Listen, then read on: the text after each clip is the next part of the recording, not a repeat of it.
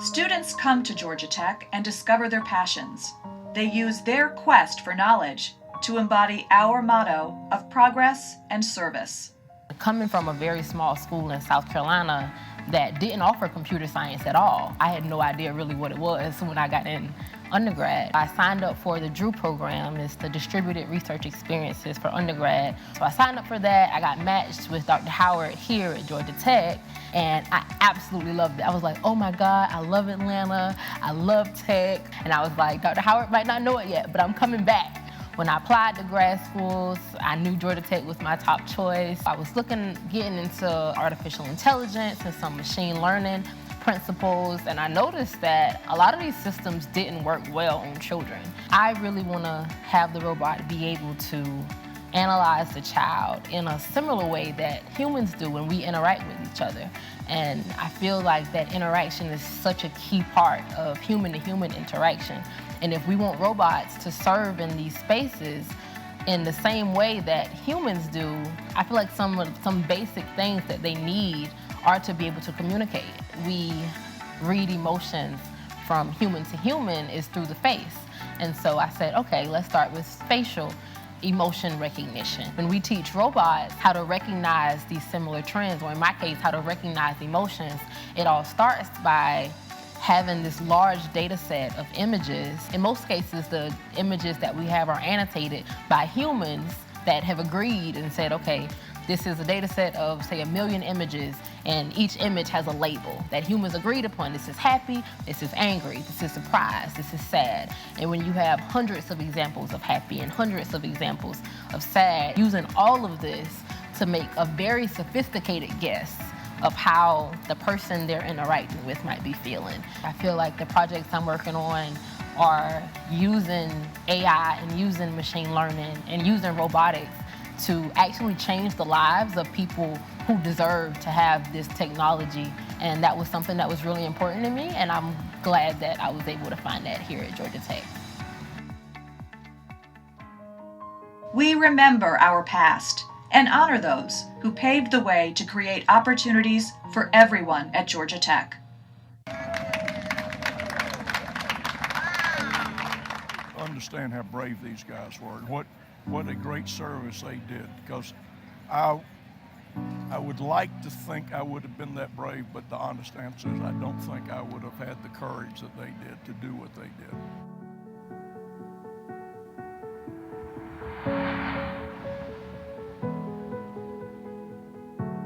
In the 11th grade, I saw an article on the op-ed page of the Atlanta Journal that said there would not be an African American to graduate from Georgia Tech within the next 2 years. But this editorial stuck. When I thought about that, I said, I take that personally. That made me decide I'm going to stick with us, whatever it takes. We weren't accustomed to failing. We've always been on the high end of almost everything we participated in. And my leaving Tech was the first time I failed in life. And I don't think I've failed since then. And I told them that this was a wrap on that failure. You know, I thought about exactly what was the gestation of the idea, kind of haunted by the fact that they were not treated well when I thought that they were. So then I see the Rosa Parks statues, I see the Einstein statues, and I think, why in the world don't we have statues of the 3 pioneers and the first graduate? I would feel so at home today. First of all, now when I was here, 61, 62, and even in 63, the friends I made were mostly foreign students, ironically from other countries. There were so many of them already here. And that's when I was thinking, why was I not welcome, before yesterday, literally? It's important to look back and see your history, measure yourself as far as what progress has been made, and also look at what progress needs to continue to be made and move forward. This will make a difference, just like the Rosa Parks statues, for all of our students and generations to come who may not believe what it was like to live in Atlanta and go to Georgia Tech in the 60s, who may think these are stories, old stories, say, no, Those are real people. Those are real people who made change happen.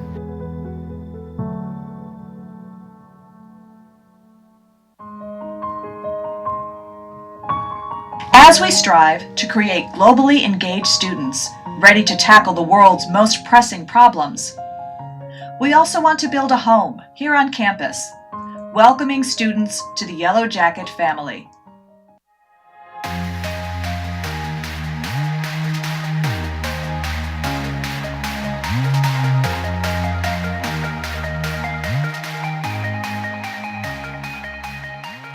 We wanted to recognize two people who have been admitted to Georgia Tech. I'm actually the director of admission from Georgia Tech, and so I want to introduce my colleague here, Caroline, to talk to you about that. Well, I want to call up Jalen. There she is. Hi, Jalen. So I want to hand deliver your acceptance letter to Georgia Tech. I thought it was coming tomorrow at noon, so I had it marked on my calendar. I was looking forward to tomorrow at noon. Men in suits come in, and we're not used to men in suits around Cairo, especially not at school.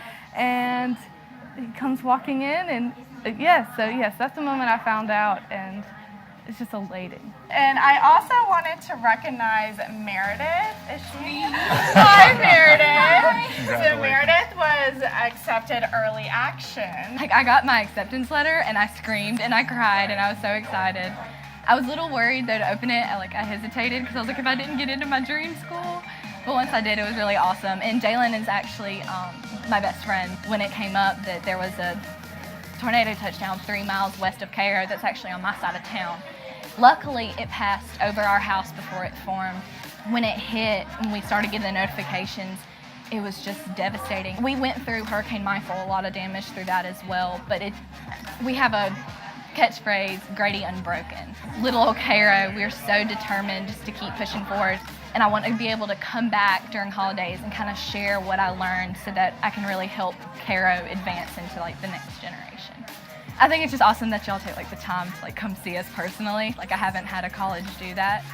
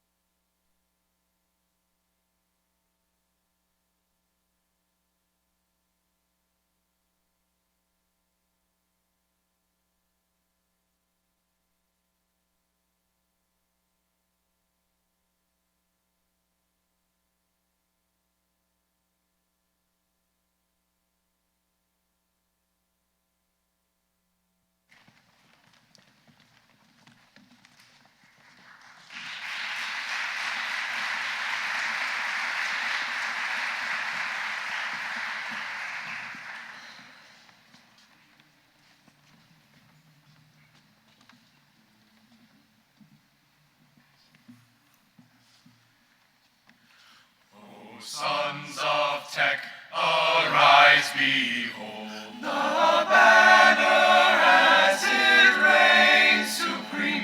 For from on high the white and gold waves in its triumphant gleam.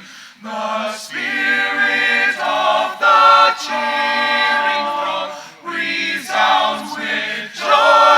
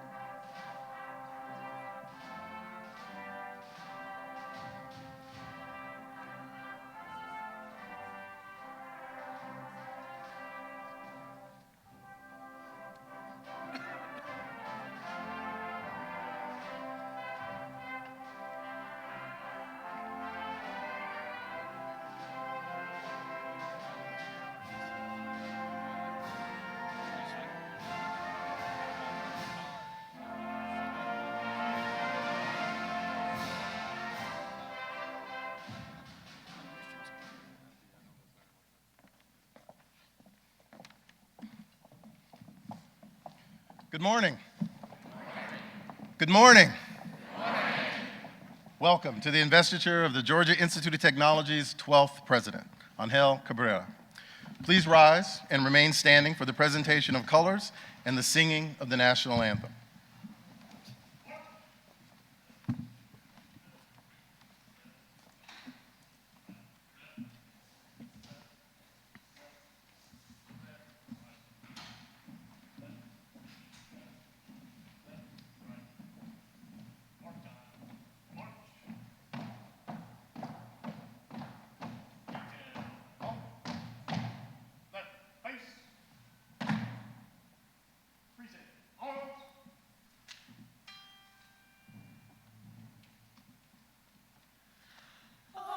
Say, can you see by the dawn's early light what so proudly we hailed at the twilight's last gleaming, whose broad stripes and bright stars through the perilous fight o'er the ramparts we watched were so gallantly streaming, and the rocket's reckless bombs bursting in air gave proof through the night that our flag was still there. Oh, say does that star-spangled banner yet wave o'er the land of the free and the home of the home of the home of the brave, the brave.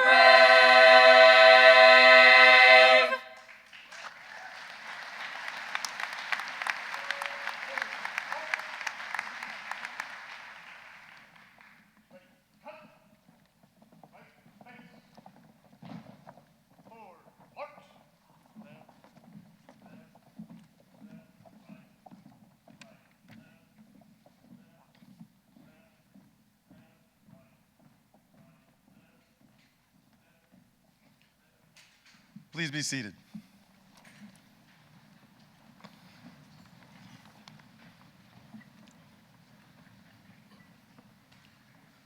Welcome again to this investiture. An investiture is a historical moment, and a moment both to reflect on the history and to commit to the future. Presidents may come, presidents may go, but the Institute must endure. My own history with Georgia Tech is short in the grand schemes of things. I am Charles Isbell. I'm the John P. Emley Jr. Dean of the College of Computing and a proud 1990 alum of Georgia Tech. And although my own history is short, it sometimes feels long. I grew up on the south side of Atlanta, just about 8 miles due south of here. I had known most of my life that I wanted to come to Georgia Tech, and when I finally got to campus, it wasn't quite 8 miles, it felt more like 800. Georgia Tech was so different from the Atlanta where I grew up. A lot of things have changed since my first day on campus 33 years ago. I know I've changed. Georgia Tech taught me to think like a computationalist. It taught me about research. I even learned a little bit of Spanish, some cognitive science, and some history. But the most important thing that I learned from Georgia Tech was how to think about risk. I got to see a college of computing built from scratch. I got to see an entire university transform itself into a world-renowned powerhouse through vision, leadership, and partnership. That transformation came with plenty of thought and caution, but more importantly, it came with boldness and without fear. Today, most importantly, Georgia Tech doesn't seem separate from the city of Atlanta the way it was when I first arrived.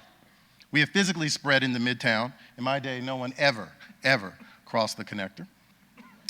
But that physical expansion is only a small part of a larger evolution of Georgia Tech. It is now increasingly a part of the city, increasingly a part of the state and increasingly a part of the nation. At the end of the day, we are an elite university, should make no mistake about that. But we are a public university with a public mission. Our mission is not only to pursue the cutting edge in research, in teaching, and in service, but to make sure that our discoveries make a positive difference for everyone. Our work doesn't just affect those who are lucky enough to come here, like a poor kid who grew up 8 miles south of here. What we do here affects everyone in Atlanta, in Georgia, the state, and the world.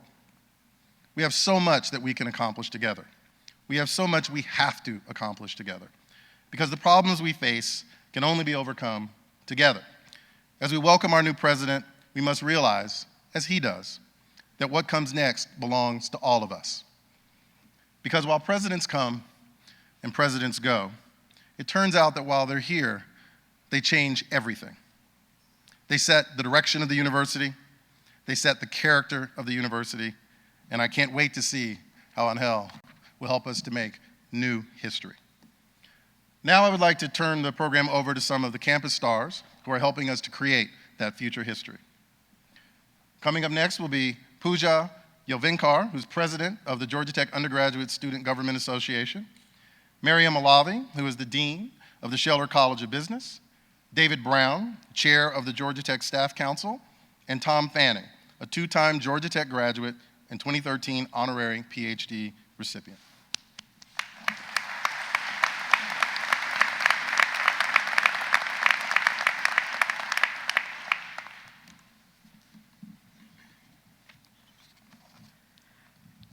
President Cabrera, guests, and the Georgia Tech family. Let's all take a journey back to 1888. We are looking up at Tech Tower. It stands as the tallest building in Atlanta. Who could imagine what would become of the Georgia School of Technology? There were evening classes, only about one major offered, and not quite 500 student organizations. The time is now 2019. We are standing outside by Tech Tower, and we can see the surrounding tall skyline of Atlanta that has been built around us. Over the decades, as the skyline soared, so too did our Georgia Tech.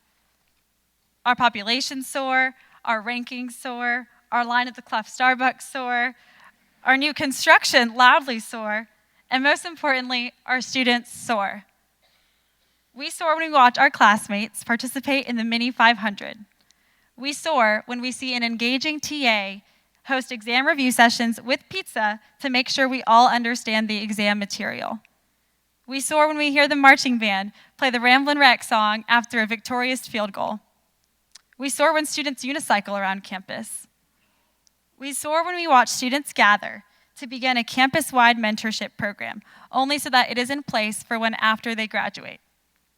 But most importantly, we soar when we are challenged to be better learners, not only in the classroom, but rather in life.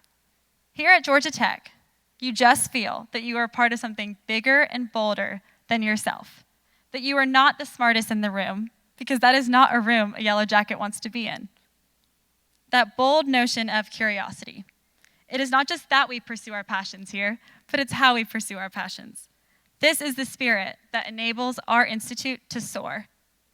And unlike the height of tall towers in Atlanta, or the proud rankings we can now show on one hand, the spirit of a Georgia Tech student is immeasurable.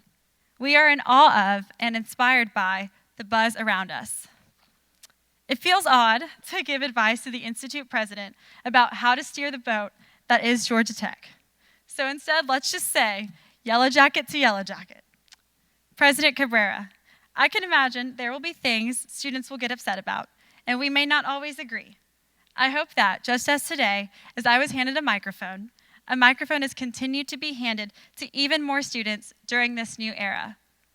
In the excitement to come, remember the everyday students, the ones who dream of someday changing the skyline themselves, but also the ones that may be uncertain, unconnected, and unknowing about what their future holds. That spirit of being a part of something bigger and bolder is such a spirit worth holding on to, and something that makes me feel so elated for this time in our Institute's history. So, President Cabrera, drop some pennies on Sideways' grave and bring us what you've got. We are all just as excited as you are. Welcome home, and go Jackets!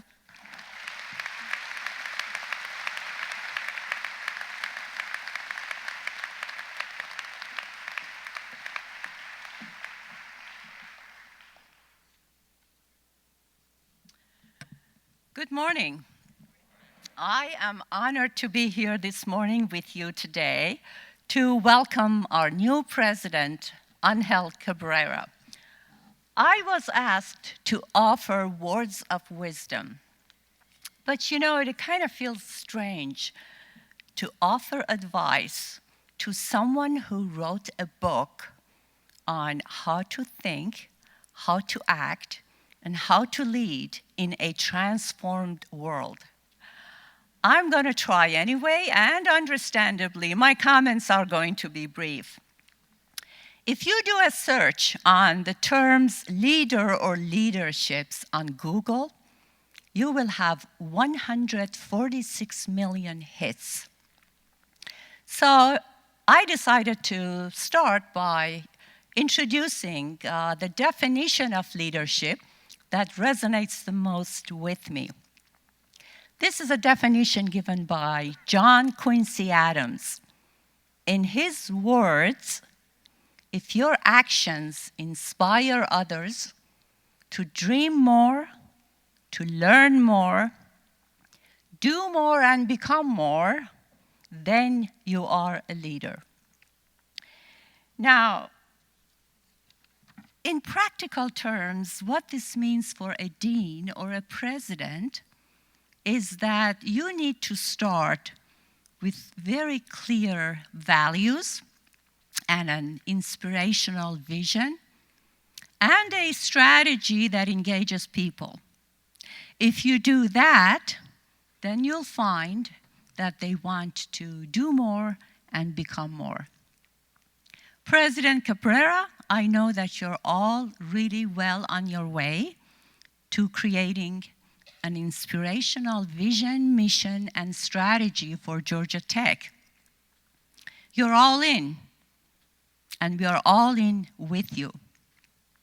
What I would like to do is to add to this definition of John Quincy Adams and argue that in the 21st century, leaders also need to be ambidextrous to be effective. We live in a world that is volatile, complex, and uncertain, with untold challenges and opportunities.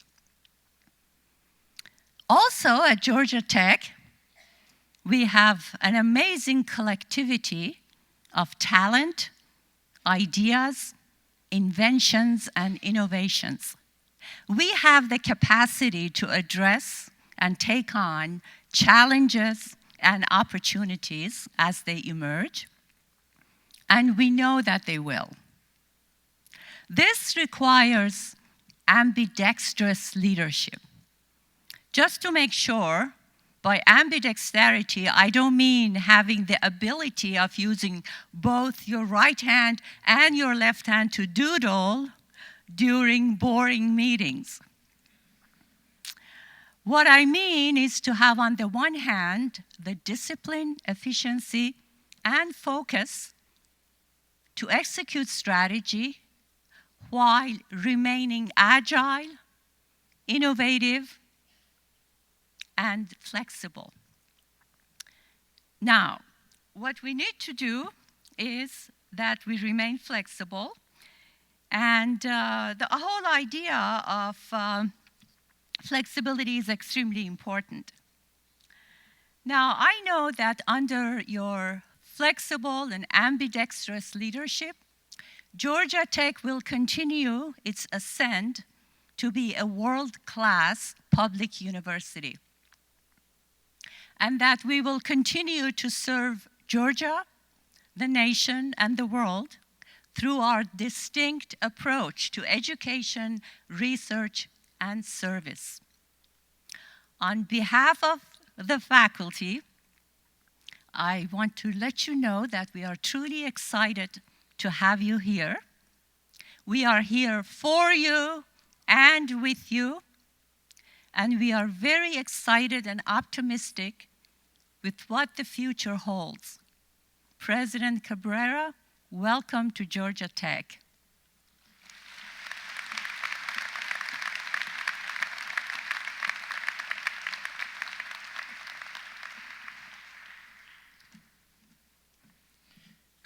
everyone.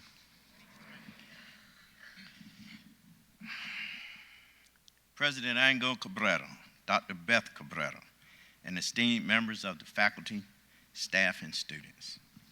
On behalf of the staff of this great institution, I am both honored and humbled to stand before you today to officially welcome President and Dr. Cabrera to the Georgia Tech family. President Cabrera, you are charged with leading one of the nation's preeminent technical institutions into a future that demands so much of the next generation of students.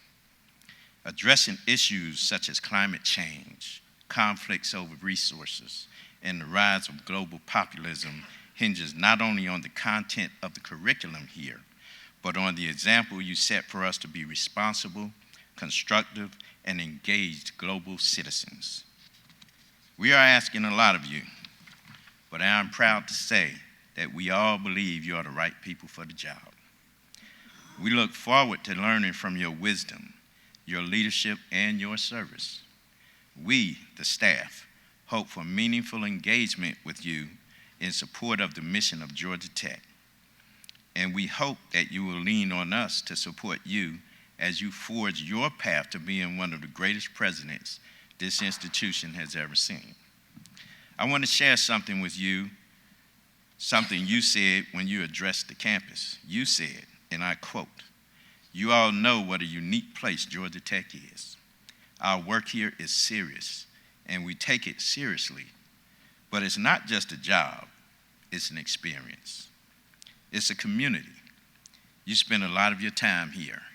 Enjoy yourself, have fun." End quote.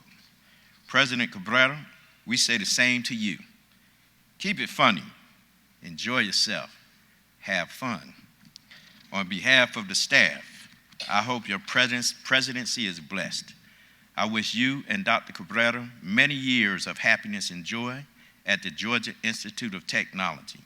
Above all, I want you to know that you are welcome. Thank you.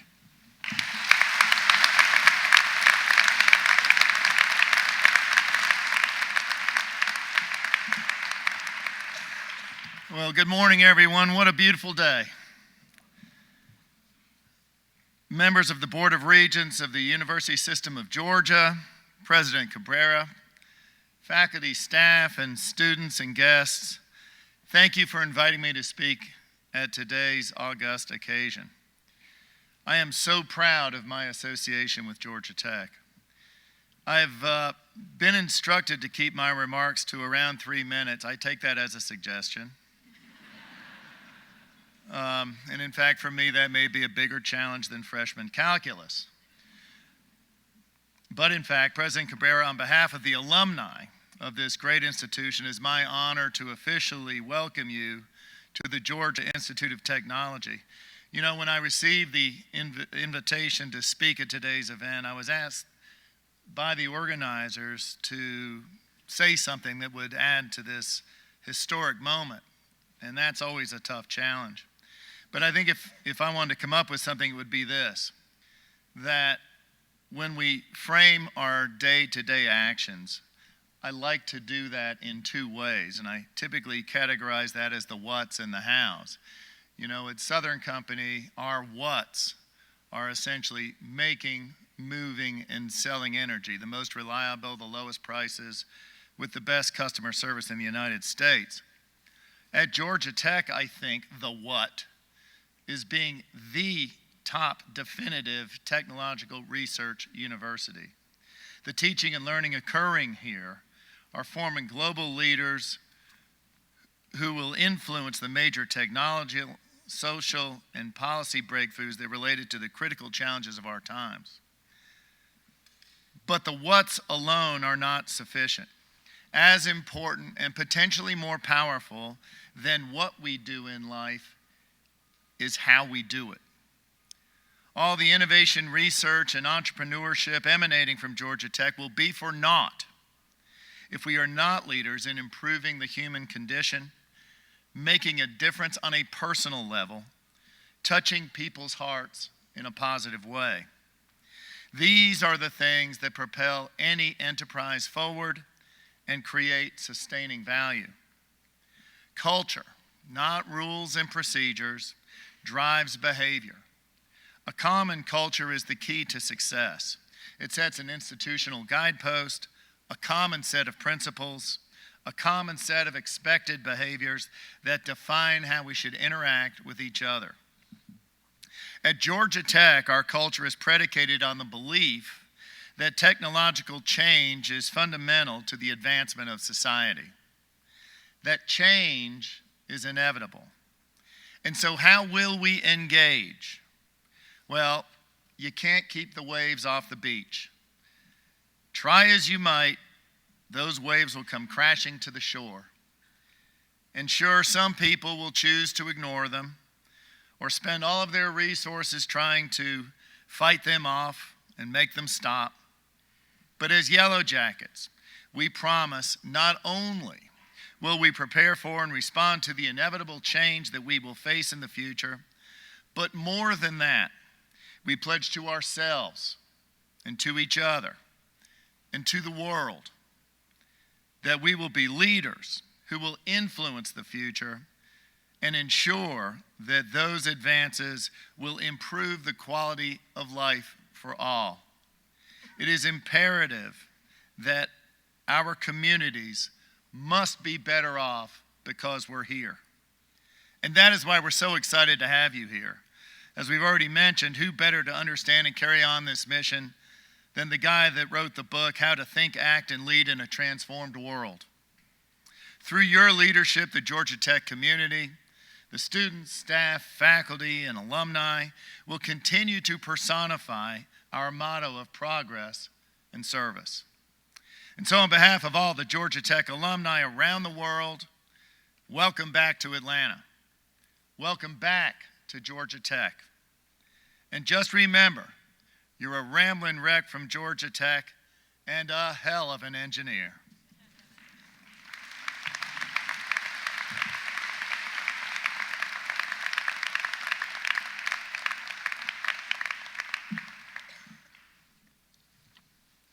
Thank you, Tom, and each and every one of you. We appreciate you being here and for your kind words. All of our speakers, I think, have done an outstanding job of explaining what makes Georgia Tech a truly special institution, about what sets us apart from other universities, and about what brings us together and connects us to one another and to this place. President Cabrera, you have been here for almost 2 months now, but we would like for you and the entire audience to take a look at a brief video presentation. It will give you a glimpse into what life at Tech looks like in the 21st century and what you have to look forward to as you begin this journey with us.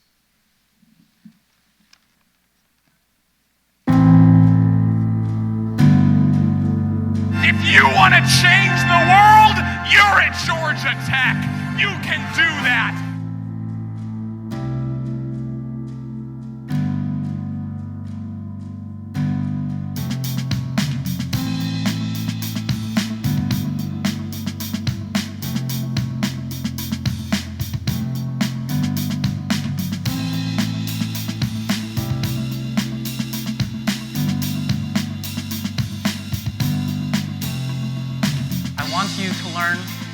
Embrace failure.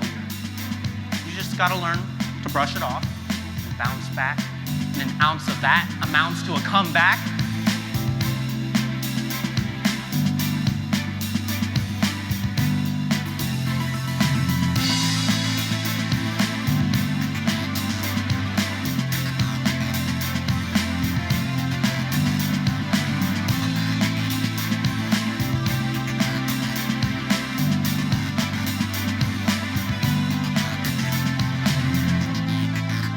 It is in places like this, like Georgia Tech, with extraordinary talent and a strong mission of public service, that we will find our best path forward.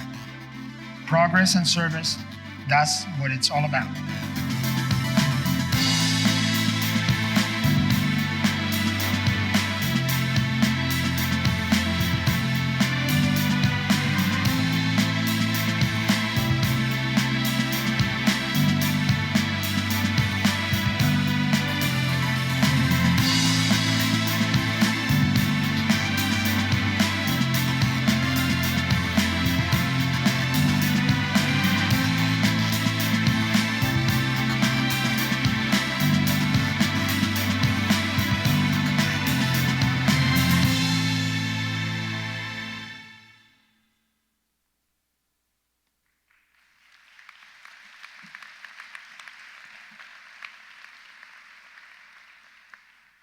So as you can tell, the campus is a little bit excited, maybe even more than a little bit excited, to welcome our new president, but we're not the only ones.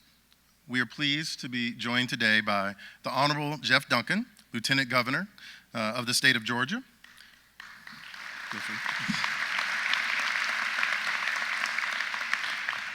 Margaret Venable, an alumna and president of Dalton State College.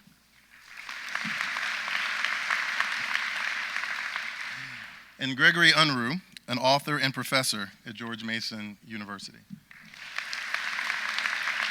Please join me again in welcoming our guests.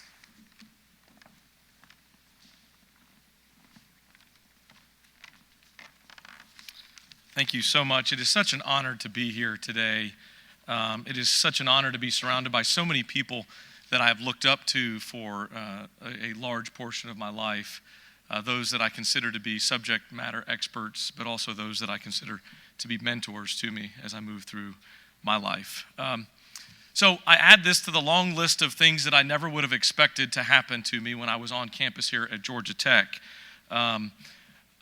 Oftentimes when I come back to the campus, I make my team drive me around the campus just to remind myself that some of the buildings that were here are still here. That tries to help me feel young. So, of course, as always, we took a trip by Woodruff today, and then that's still here, and in the 8th Street apartments. I still feel young. When they start tearing those buildings down, I don't really know what's going to happen to me. One of those big events that happened along the way was actually the first time I got to meet Dr. Cabrera. I got to deliver as just an incredible opportunity for myself was the commencement address this past spring for the graduation ceremony. And in the back room, I got to meet Dr. Cabrera, and he probably had no idea who I was. In fact, I'm certain he didn't. And I didn't really understand his background and whatnot, but for some reason throughout my life, I have been just attracted to people that have two things: great perspective and just a booming personality. And I think everybody here who has met Dr. Cabrera understands that those are two skills that he brings. And to me, they are even more important than all the long list of achievements that his life and his story will deliver to us on paper. But it is that ability to have a perspective that everybody that sits and meets with him, that talks to him, feels like you're on the same journey he is. And his ability to communicate through a personality is what's going to allow him to be a success with the students, with the faculty, with the alumni, and with this community all across the great state of Georgia. I was told that this was a welcoming address, and everybody here understands that this is a welcome back address for Dr. Cabrera. He is woven into the very fabric of who we are. His family is woven into the very fabric of who we are here at Georgia Tech. This institution, and now I get to look at this from a different perspective as the Lieutenant Governor, or an alternative perspective, this is what embodies to me the perfect intersection of a couple of different areas of the world that come together. This proves to be a partnership between academia, between the private sector, between the community.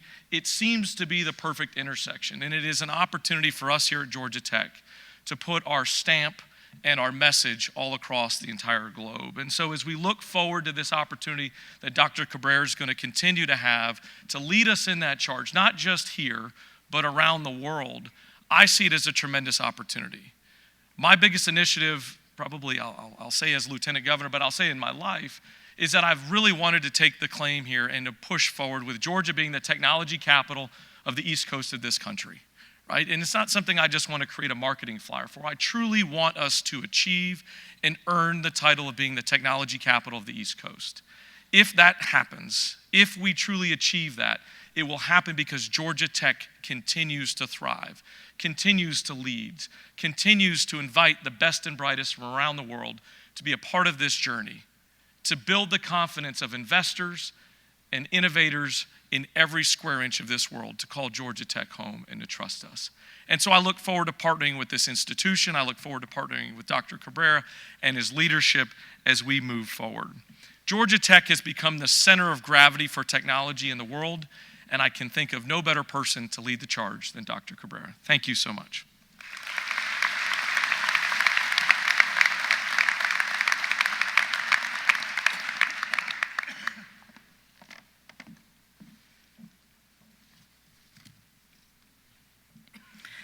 And now Now it's my honor to bring greetings on behalf of the University System of Georgia presidents today. Very few of us here today know what the job of the college or university president really involves, and even fewer know what leading the Georgia Institute of Technology entails. I'm here, President Cabrera, to ensure that you know that you have the full support and the confidence of your colleagues across the university system. I'm also here as an alumna of this institution and, to a lesser extent, as the proud mother of a current Georgia Tech student who will graduate this May, heavens permitting.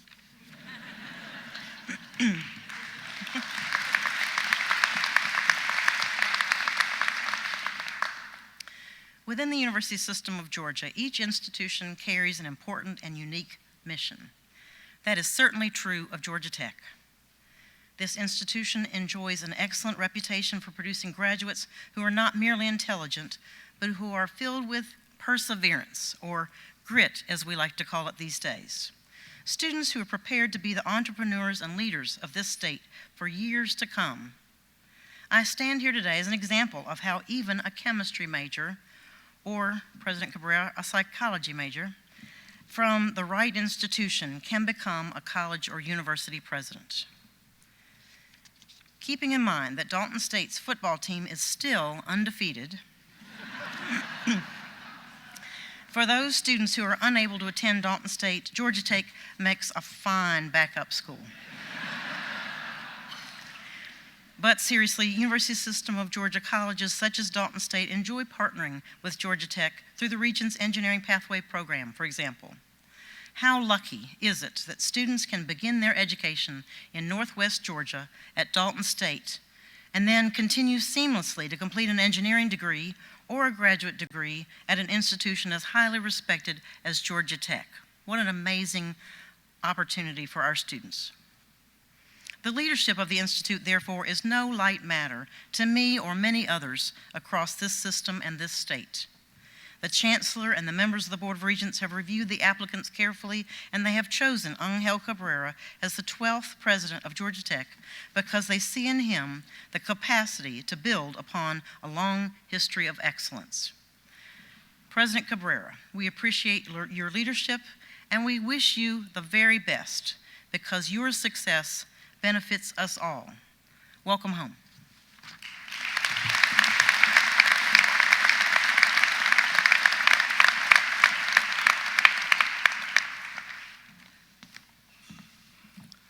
Good morning. It's a pleasure to be here to celebrate the investiture of President Cabrera, and I'm going to share a little bit of my perspective. We've all heard the saying or thought it might be great to be a fly on the wall for some big event, and I'm sort of the fly on the wall who's watched this evolution of President Cabrera's career. And just between you and me, when I first met Angel, I didn't immediately imagine him becoming the president of his alma mater, one of the leading technical universities in the country. I met Angel out of my first job at IE Business School in Madrid. We were both freshly minted PhDs, and we're trying to establish ourselves academically. And when I got to IE, I made it a point to go around and meet all of the chairs of the departments, and Angel was the chair of the Human Resources Department. And I don't know what your typical idea you have in your mind when you think of a college professor is, but I bet the man that I saw in that office that day would fit the bill perfectly. He had a sweater vest on, horn-rimmed glasses, the tweed jacket with the patches on the shoulders. And it just couldn't have dawned on me at that moment that I was staring at a future university president. But it wasn't long after that initial meeting that IE Business School began an internal search to replace our outgoing dean. And I remember having conversations with Angel about it. I would say, everyone seems to know who this new dean's going to be except me. And again, there was this, something just didn't click. He seemed like a young 30-year-old something kid to me, and I couldn't imagine him being tapped to run one of Europe's leading business schools. And when someone finally told me it was going to be Angel, I rushed home to my wife and said, "You're never going to believe who the next dean of IE Business School is going to be." And with that decision, Angel became the youngest business school dean in Europe. And that was the beginning of the career that brought us here today. But I'm going to share a secret with you that most of you don't know. And that by accepting that business school deanship, Angel forewent what was destined to be a brilliant academic career. In the brief period before becoming an administrator, he published a handful of articles, some of them with his very talented alumna wife, Elizabeth. The citation, of course, is Cabrera and Cabrera, right? You're getting Cabrera squared here. And those articles have gone on to become classics in the knowledge management literature, each of them with thousands of citations. And another secret that you probably don't know is that Angel is a phenomenal teacher. He, before he became the dean, he repeatedly won the Teaching Excellence Award at the university, and he would have continued to win it, except he pulled himself out of the running after he became the dean. So if you're like me, now you're wondering, why would someone give up the possibility of being an academic rock star to take on the headaches that come along with running a university? And there are many theories about that. But for me, the reason is quite simple. For Angel, higher education isn't a job. It really is a calling. In conversations, sometimes after a glass of wine, he can wax lyrically about how important higher education is in society. And it's not just talk. He has become a recognized leader in aligning higher education with society's highest values. And that began with his first deanship, when Angel's potential at that point was recognized by the World Economic Forum, who tapped him as a young global leader. And he worked within that Davos network to advance many issues of ethics and civic responsibility in business schools. One of the most standout accomplishments was the creation of the United Nations Principles of Responsible Management Education, which has committed over 2,000 signatory business schools to teaching MBAs how to incorporate social and environmental responsibility into their work. And as he moved from business schools to the presidency of Virginia's largest public university, this same thinking came along with him, and it continues to this day. Just earlier this month, we watched the latest initiative led by Angel take wing. We were in New York, and I was honored to join President Cabrera and dozens of other university leaders from around the world in launching the University Global Compact, which commits colleges to support education and research in the pursuit of the world's sustainable development goals. So I'm coming from George Mason University, and so this is obviously standing here with mixed emotions. We have lost a transformational leader, but our loss is obviously your gain, and so I want to congratulate all of you and also congratulate President Cabrera.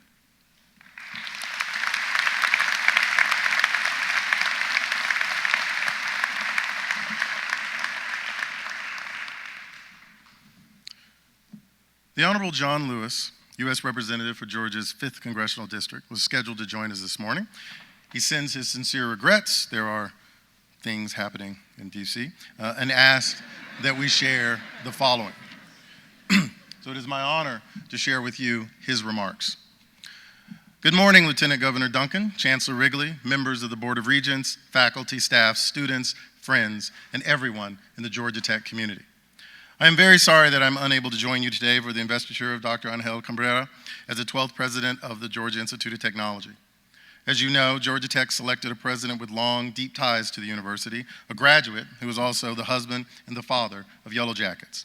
On behalf of the people of Georgia's 5th Congressional District, I would like to welcome you, Dr. Cabrera, and your family back home.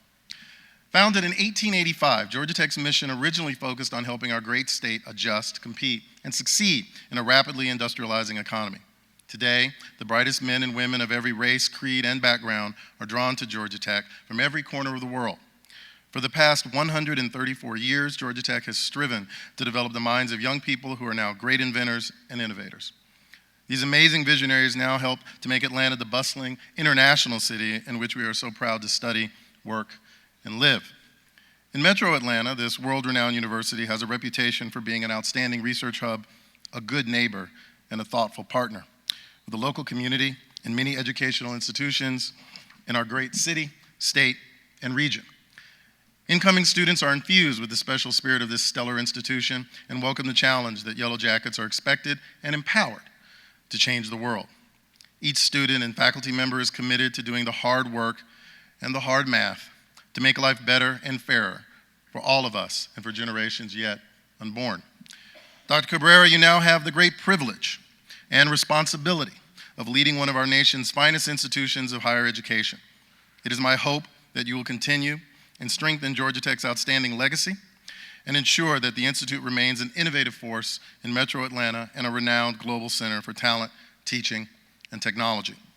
Under your leadership, I have no doubt that Georgia Tech will continue to encourage the students, inspire the faculty, unlock potential, and transform the lives of everyone who proudly calls Georgia home. I hope that you will lead and care for this institute with an eye to the future and a commitment to justice. Again, I thank and congratulate you on this momentous occasion.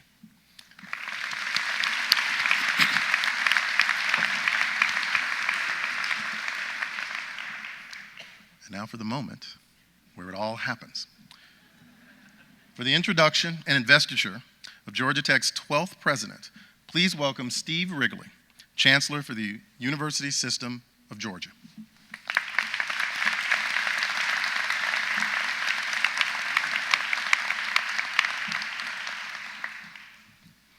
Good morning, everyone. This is a special day for me in many ways, and I've really enjoyed getting to know Dr. Cabrera these last several months. So it's exciting for all of us, a big day for Georgia Tech, and I look forward to working with him for many, many years. We appreciate Lieutenant Governor Duncan spending a few minutes with us. There are several members of the Board of Regents here, and I appreciate their being here today. I know there's a few legislators I've seen, so thank you for being here and your support of the university system and of Georgia Tech. It's a big contingent of USG presidents. You heard from one of them, Dr. Margaret Venable, and we appreciate them taking time to be here to show support for their new colleague. We are here today to share in the time-honored tradition to invest a new president of the Georgia Institute of Technology. First, let me say, being president is a team effort, and the most important part of every president's team is family. I want to recognize Dr. Beth Cabrera, who, like her husband, is a highly accomplished graduate of Georgia Tech. Also, their son Alex, a Tech alumnus who is currently in the PhD program at Carnegie Mellon, and daughter Amelia, who in this family of high achievers is studying at Harvard. Thank you all for being here and your support of Georgia Tech and Dr. Cabrera. Thank you very much.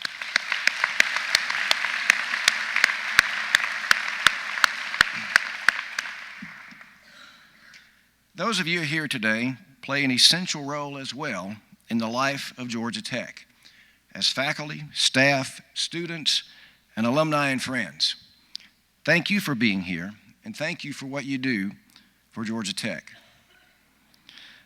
We human beings created ceremonies to commemorate important transitions in life, to set them apart, to remind ourselves to pause and recognize that something vital to our future is occurring. Thus, we have weddings and funerals, christenings and bar mitzvahs, birthdays and commencements. And yes, we have this investiture because it marks a very important day. The dictionary says an investiture is a, quote, formal ceremony of conferring the authority and symbols of high office. And since the Middle Ages, with this ceremony, presidents accept the responsibility of leading the pursuit of knowledge in a college or university. It is an awesome responsibility. Yet leading a public university today is also a complex responsibility. It is a shared responsibility for the benefit of students, the community, this state, under the governing authority of the Board of Regents. We rely on the governor and General Assembly for essential funding and guidance, and we must also have the support and donations of alumni and friends, and we are grateful for that support. This day is important because public higher education plays a critical role in our society. That role is educating students and advancing knowledge. In doing so, Georgia Tech contributes to the prosperity and intellectual life of this state. It is a high calling to prepare students for a life of progress and service. It is also a high calling to advance knowledge to transform how we live. Georgia Tech, among the top universities in the world, answers that calling every day through the outstanding teaching, research, and public service of its excellent faculty. As Chancellor, I believe in this institution and its mission, and I appreciate the dedication of those in the campus community who are so deeply committed to the success of its students. Ultimately, the purpose of the university system is knowledge, to create it through research, transfer it through teaching, and apply it through service. So it is the primary role of the president to create and to sustain an environment where the pursuit of knowledge can thrive. It is not always easy. Being a public university president today is sometimes challenging, frequently frustrating, but it is always rewarding.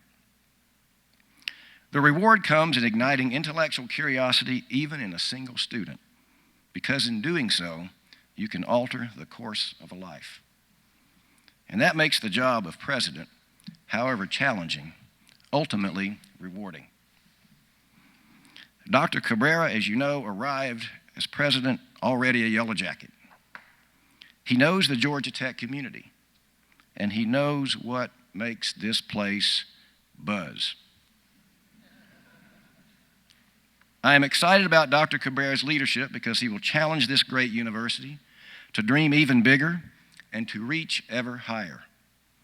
That is ultimately what a great leader does, and I am confident Dr. Cabrera is just such a leader.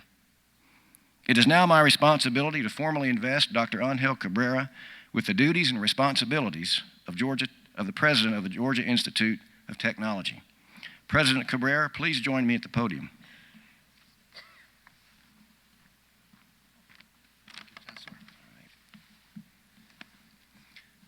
I charge you, Dr. Angel Cabrera, as president of the Georgia Institute of Technology, to seek academic excellence and to advance the pursuit of knowledge.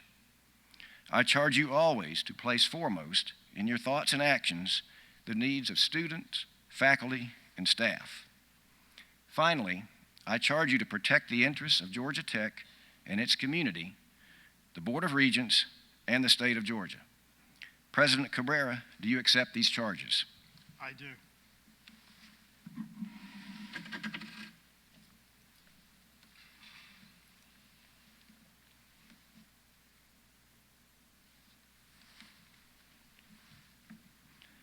By the authority vested in me by the Board of Regents of the University System of Georgia, I invest you, Dr. Angel Cabrera, as the 12th president of the Georgia Institute of Technology. Congratulations.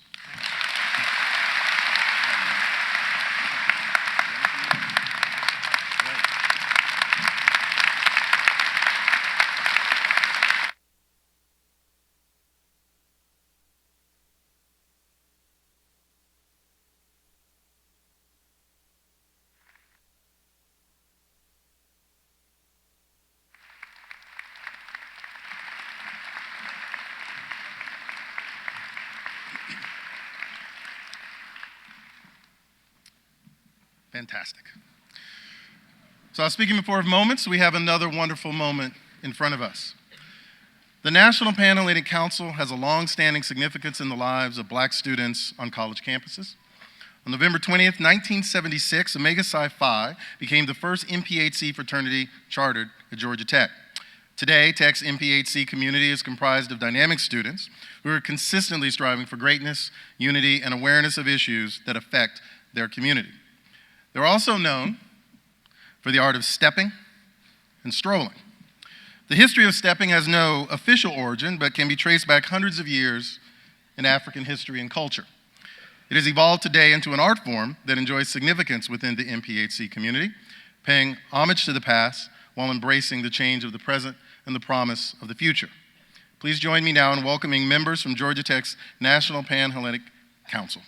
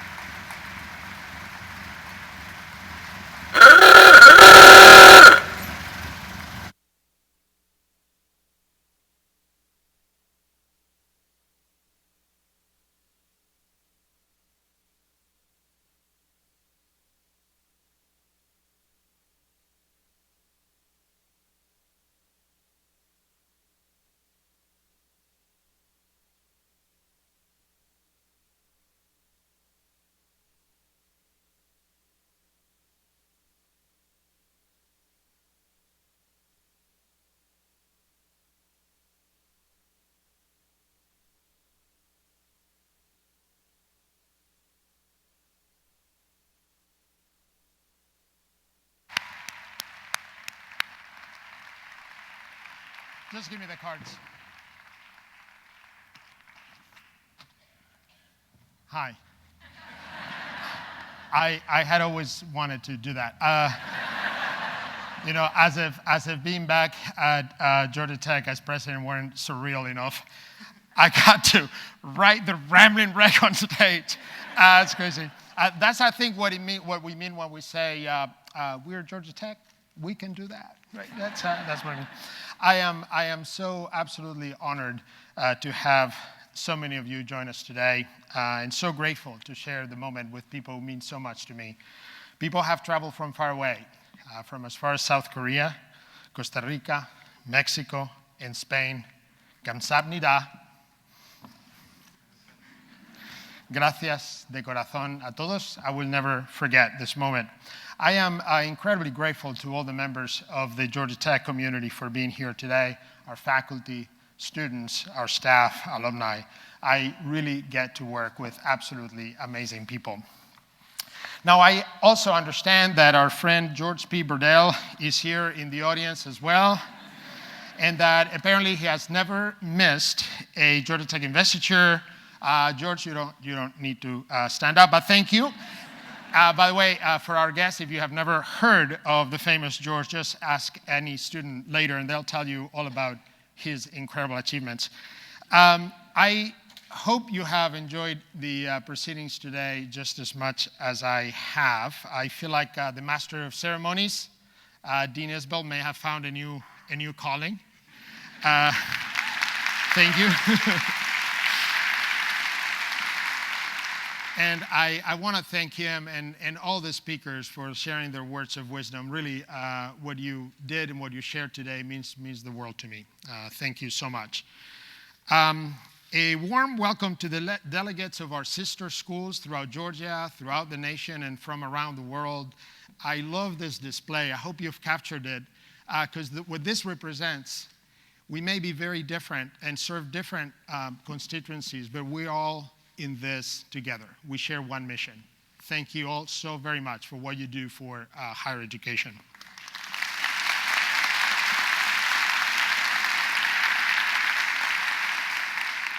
And as the Chancellor just did, I want to thank all the government officials, community leaders, and philanthropists, many of them here today, for believing in higher ed and for investing in higher ed. We simply could not do what we do without your support.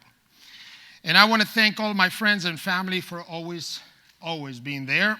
I am moved to have so many of them here, and so many others watching from far away.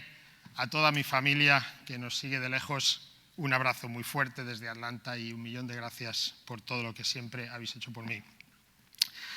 Most special recognition to Beth, my wife of 25 years.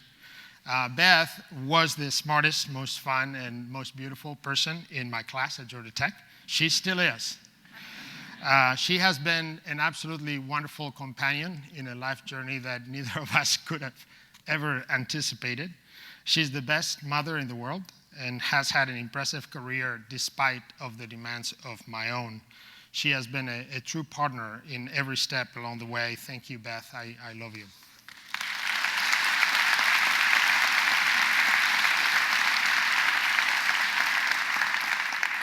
Despite not knowing Spanish when we met, Beth went on to earn tenure as a business professor at a leading Spanish university. That university, Carlos III of Madrid, is represented here today by the very person who hired her and mentored her, our dear friend, Professor Isabel Gutierrez, and by a dear childhood friend of mine, Professor Juanjo Vaquero, who's today their Vice President of Research. Carlos III is one of the most admired universities in Spain and an awesome study abroad destination for all Georgia Tech students.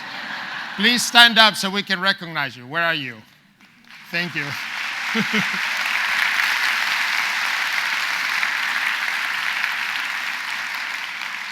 And of course, since you've heard so much about my children, it is my privilege to prove to you that they do exist. Alex and Emily, really, and by the way, thank you, Dean Isbell. You prepared this young man incredibly well. He's now an NSF graduate fellow, as you heard, a first-year PhD student at Carnegie Mellon. And he was a big reason why his sister still is a major in computer science at Harvard. So, estoy muy orgulloso de vosotros dos. Os quiero muchísimo. And they're skipping class to be here, so just saying. Okay, so one of the, we have been a little bit triggered in the last 2 months by lots of memories. Probably the toughest test I took during my time as a student at Georgia Tech was the day I traveled to Florence, Alabama, the home of Beth, to ask Keith and Marilyn for their blessings to marry their daughter and move to Spain with her. Instead of running me out of town, which may have crossed their mind, actually, they and their other daughter, Catherine, opened their arms to me and have treated me as a member of the family ever since. And for that, I thank you so very much.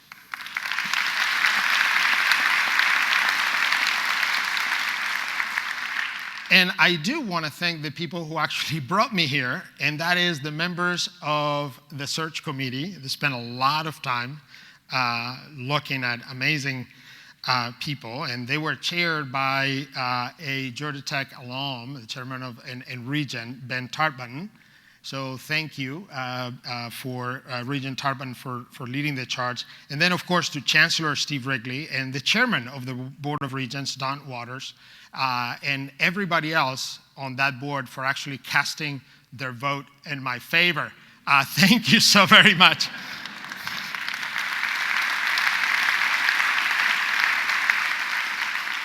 Now, I feel a great sense of responsibility to follow in the footsteps of 11 prior presidents who very skillfully steered us through different times and circumstances.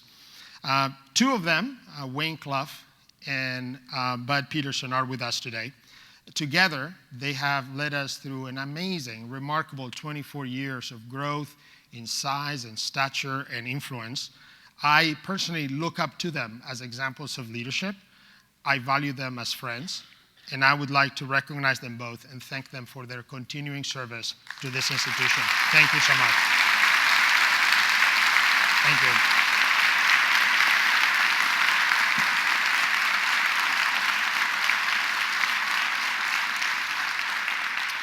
Now, as a Georgia Tech grad, I'm a math wizard, so I have done the numbers, and I have calculated that the average Georgia Tech president has had a tenure of exactly 11 years and 3 months. The shortest serving president, your bottom left on that photo, was Art Hansen, who left Art after only 2 years to move to his alma mater, Purdue. It is my hope that Hansen will retain that record for years to come. And since I'm already at my alma mater, may you keep the record forever, sir. The longest tenure was Marion Britton, and he served for 22 years. Britton as in Britain's dining hall. And I am really not interested in breaking that record either. So, my goal today, Chairman Waters, Chancellor Wrigley, I'm shooting for a productive, successful presidency of average duration. That is what I'm aiming for. Now, more seriously, Beth and I have had a lot of fun reconnecting and rediscovering Atlanta in the last two months. We absolutely love what has happened in this city since we left. Tech Square, the Bedline, the creative scene, the film, the music. We now even have a world-class soccer team at last. Vamos, Atlanta United. And by the way, we love the fact that Georgia Tech has been behind a lot of what has happened here. It's just absolutely remarkable. Now, one of the visits that we found especially impactful and moving was the National Center for Civil and Human Rights downtown. And those of you who are visiting, add that to the list of places to see. It was a very powerful experience, but it made us reflect on the impact that this city, that Atlanta, has had on the entire nation and beyond during the civil rights movement. And it also inspired us to think how much more Atlanta can do. Now, right after we arrived here, Congressman John Lewis was very kind to invite me to his office to offer a warm welcome to Atlanta. And we immediately talked about the civil rights movement, and he shared with me some photos. And I was moved by the cover of Life magazine of that momentous day in 1965 when, at the age of only 25, can you believe it, he led hundreds of people across that bridge in Selma to fight injustice, to stand up for the rights of everybody. And he, and not only the leaders that we remember, like Dr. Martin Luther King, but thousands of others whose names we don't remember, put their lives on the line to demand justice for the oppressed. Their courage helped transform an entire nation for the better and sent a message of hope around the world that still resonates today. The epicenter of that movement of hope and social change was right here in Atlanta. It grew out of churches around Auburn Avenue, in classrooms in the Atlanta University Center, and the hearts of people who were committed to a better future. I feel strongly that it's now our turn to take up the mantle. There are still many bridges that need to be crossed to make our society more just and prosperous, to bring about freedom, opportunity, and peace to people around the world, to help us all live healthier, safer, more enlightened lives. And much of that work can once again start right here in Atlanta, this time in the classrooms, the labs, the innovation spaces of the Georgia Institute of Technology.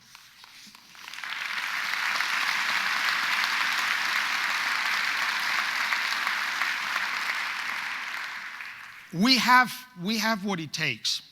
We live in one of the largest, most vibrant, most diverse, best globally connected cities in the nation. We have a state-of-the-art campus in the heart of a neighborhood that we have helped transform in a hub of innovation and entrepreneurship. We enjoy a world-class faculty across a whole array of academic disciplines and an absolutely amazing staff. We offer outstanding programs in business, liberal arts, sciences, computing, design, in addition to engineering, that are considered among the world's finest. We attract thousands of the most talented students from Georgia, from across the country and around the world, and many more thousands that we serve online. And with over $1 billion in research awards across all the colleges and GTRI, we are among the nation's most research-intensive universities. Few institutions in the world enjoy the abundance of talent and technological resources that we have right here at Georgia Tech. And with those resources come, of course, the responsibility and opportunity to try and make a difference in the world. That is what our motto, Progress and Service, is all about. Every day since I've arrived, I've been inspired by the projects that I'm learning about and I'm discovering. Take Professor Shannon Yee, who I met. He's a mechanical engineer professor. He's an expert in thermal conductivity of polymers. Little that he knew, he ended up partnering with none other than Bill Gates to design a new toilet that processes its own waste and that can help save the lives of millions of children who are growing up in cities and slums around the world without proper sewer. Or take recently in one of the football games, I ran into General Stephen Melton, and he approached me to let me know how technology that was developed at GTRI had saved his life and the lives of many other American soldiers flying missions on the C-130 since the mid-90s. And I met Executive Director of the Peanut Commission of Georgia, who explained that Georgia Tech research is helping increase the yield of one of the crops that, of course, is at the heart of the Georgia economy. Or take my new favorite spot on campus, the Candida building. We're supposed to love our buildings equally? I don't. That's my favorite. This is an amazing, striking example of beautiful, sustainable design, integration with nature, human inclusion, and well-being. And this building will inspire architects, civil engineers, business, and policy leaders for generations to come. These projects and hundreds of projects that happen in this institution every day show that technology can drive change for the better, but it has to be grounded on a deep understanding of technology's human, social, and economic context. It has to be connected with ideas from different disciplines, and it has to incorporate perspectives from different stakeholders. And that should inform how we think about our curriculum and how we think about the research that we conduct here.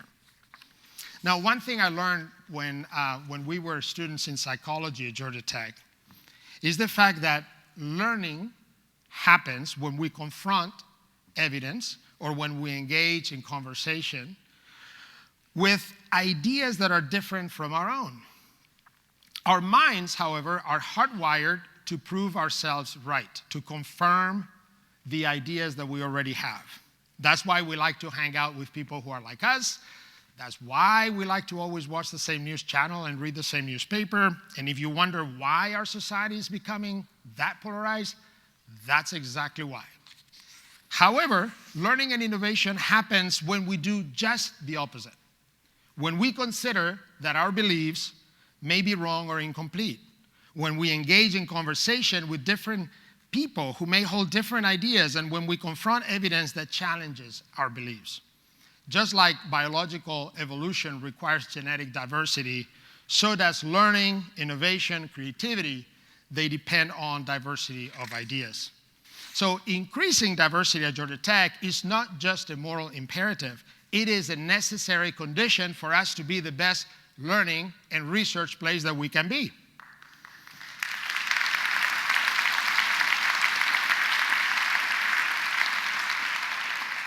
We have made a lot of progress as an institution, but there is a lot more that needs to be done. It wasn't until 1952 that Georgia Tech accepted the first white women as full-time students, 1952. And it wasn't until 1961 when the first African-American students were allowed to enroll in this institution. During my first week on the job, I had the privilege of meeting the first black students in Tech's history, Fort Greene, Ralph Long Jr., and Lawrence Williams, as well as Tech's first African-American graduate, Ronald Yancey.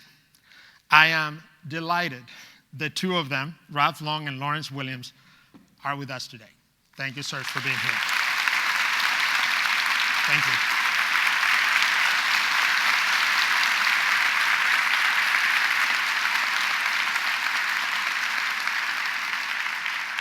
While these gentlemen were on campus, they had a panel and shared some of the stories about what it was like to be the lone black student on Georgia Tech campus in 1961.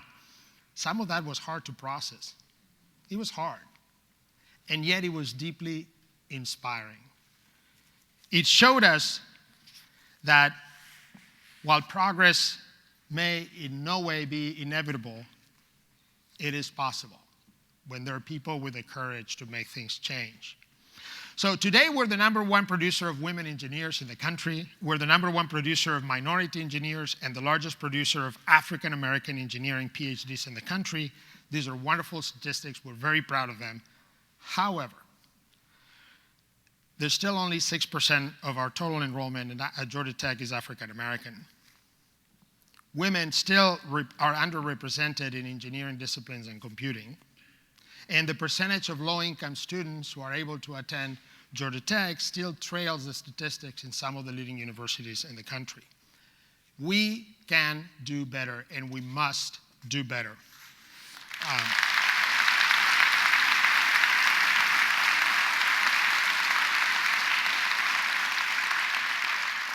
Now, as we increase the numbers, we have to work equally hard to make sure that this is an inclusive campus where everybody can feel a sense of belonging, where everybody can thrive no matter where they come from.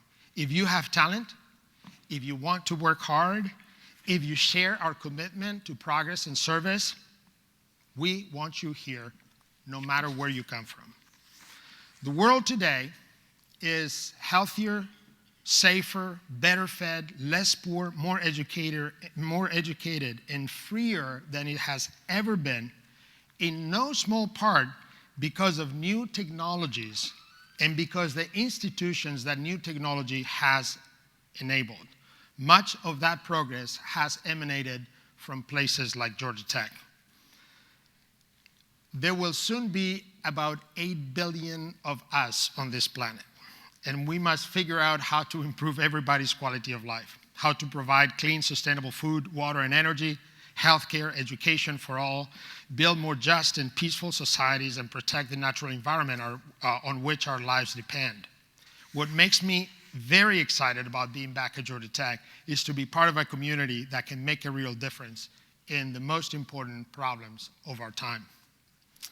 Now, I have spent, as you would imagine, a good part of the last few weeks getting to know some of our most generous donors, to tell them how thankful I am for what they've done and how excited I am to work with them in the future. And when I have had those meetings, I've asked them all the question, why do you give money to Georgia Tech? Now, the stories are different, but their message is always the same. They believe that this is how they can have the biggest impact in the lives of others. We all get that because we all know we wouldn't be here if it weren't for the opportunities each of us had to go to school. I am fully aware that the likelihood that a kid like me, raised in the 70s, by parents without a college degree, in a working class neighborhood outside of Madrid, that the odds that a kid like that would one day be named president of a leading American research university is virtually nil. It can only be explained by 3 words: public higher education. Thanks to the education I received at Universidad Politécnica de Madrid, I learned about research, about technology, and about a program called the Fulbright Scholarship, which would allow someone like me to come to the US and be at one of those great research universities. And it was thanks to the faculty I had here that I was inspired to pursue a career in higher education. When I first arrived to Georgia Tech 28 years ago, I was immediately struck by the incredible resources at a place like Georgia Tech, and it wasn't even anything near what we have today.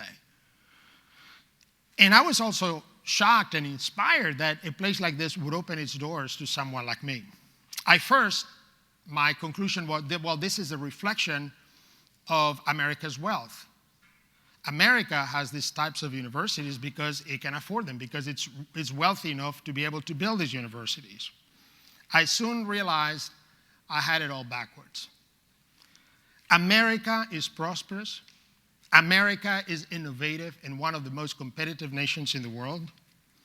American society is dynamic and open because it built great universities that opened their doors to talent of all backgrounds. And that is, in a nutshell, what brings us all together: a belief in the transformative power of a great research university. We stand at the forefront of those efforts. Georgia Tech is not only a strategic asset for Atlanta and Georgia and an invaluable national resource, but it is one of the world's essential hubs of innovation, with the potential to create solutions for the many pressing challenges of our time. Let's design and build a better future. Let's work on our mission of progress and service together. Thank you.